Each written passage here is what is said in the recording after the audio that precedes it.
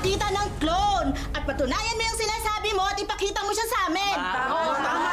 Papa, sino yung iniyakan ko? Fatima daw ang pangalan niya. Isa din po siyang clone, ma'am. Katulad po ni Hope. Sir Ralph! Sir! Mabuti na dito ka na. Si Hope. Nasa loob po ikinulong ni Aling Lorna. Pinagpipiestahan ng mga tao. Nilantad na ni Lorna na hawak niya si Hope. Kailangan mauna tayo dun. Dahil nasisiguro kung pupuntahan siya ni Lucas. Kailangan makuha ko yung anak ko. Kailangan kong mailigtas si Hope. I will pay you double para mahanap mo uli yung Hope na yan. Lagot sa akin yan. And when I'm done with her, tatapusin ko siya. Hope! Wait. Nawawala yung clone! Ang nakatakas! Ano nangyari? Habulin mo bakit na sa likod dumaan? Tay Jong, mahal na mahal ko po kayo.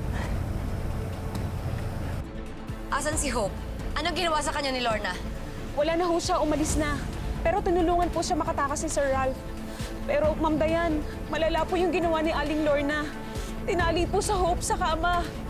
Tapos nagpapasok po siya ng mga tao para tignan at pagmasdan na parang hayop. Hoy, Trixie, hindi yan gagawin ni nanay nung walang dahilan. May dahilan, Carnation.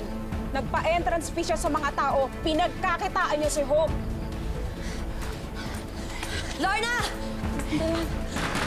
Lorna, buksan mo yung pinto!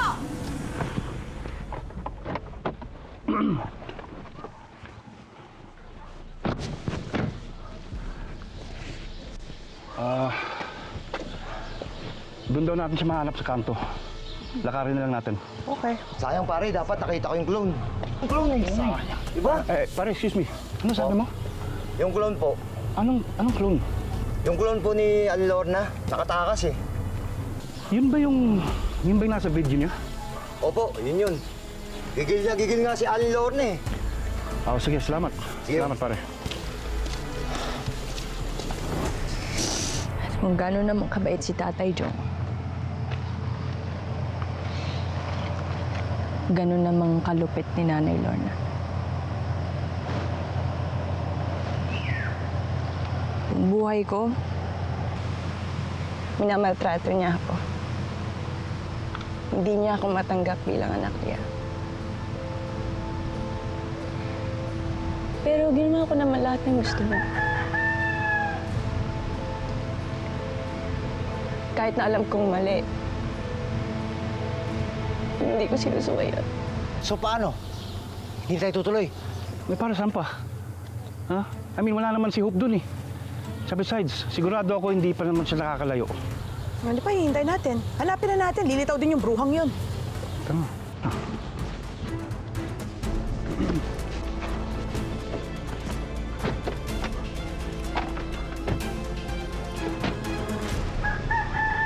Nagtrabaho ako. Binigay ko lahat ng kinita ko sa kanya.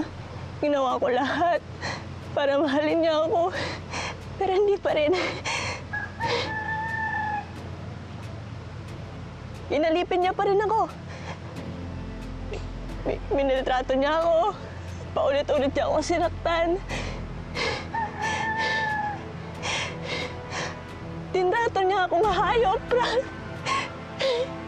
Bakit ganun? Ano bang mali sa akin? Bakit ganun?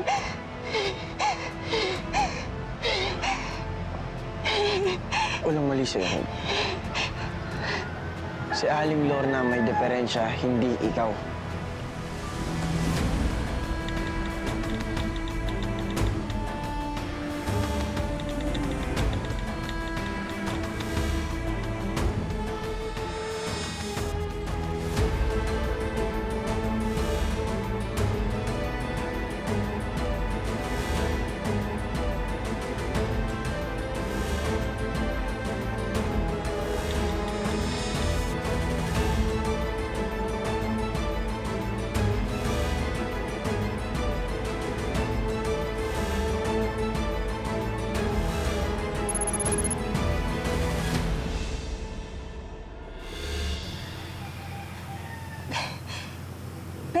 Pero hindi lang naman siya eh.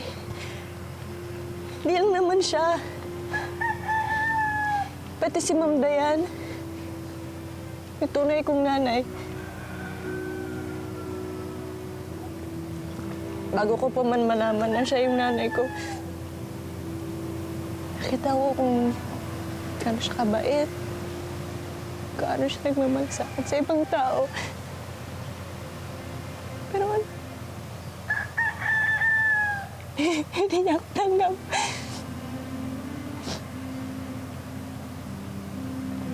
Hindi ko lang inakala na isang napakabuting tao tulad ni Ma'am Dayan, tatanggihan ako. Hindi ako mahal. At hindi niya ako kaya mahalin.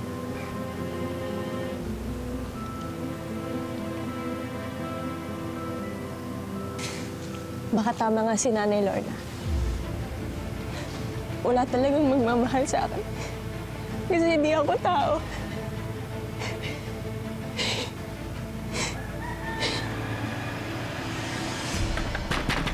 Lorna! Lorna, lumabas ka dyan! Lorna! Lorna, buksan mo yung pinto! Oh! Bakit? Hoy, kung ang ipinunta ninyo dito si Hope, huli na kayo!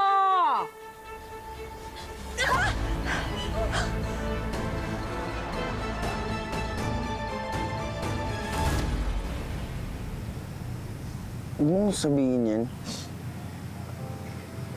Pagmula nung nakilala kita, nakita ko kung paano ka magmahal. Kung paano mo mahalin yung pamilya mo. May nararamdaman ka. May puso ka at tao ka, Hope. Pero wala nga nagmamahal sa akin. Kahit naman anong kabutihang gawin ko, wala pa rin magmamahal sa akin eh. Eh kung si Ma'am Dayan nga, hindi ako kaya mahalin. Wala pwedeng magmahal sa akin. Wala. Meron.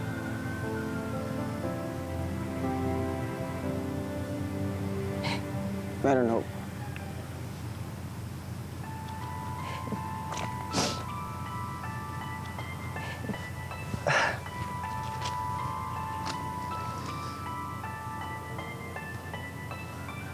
Ako,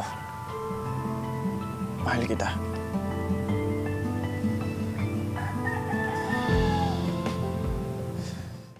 Mahal kita kahit ano pang katangian mo, sino ka, mahal kita. You don't have to say anything. Kung ayaw mo,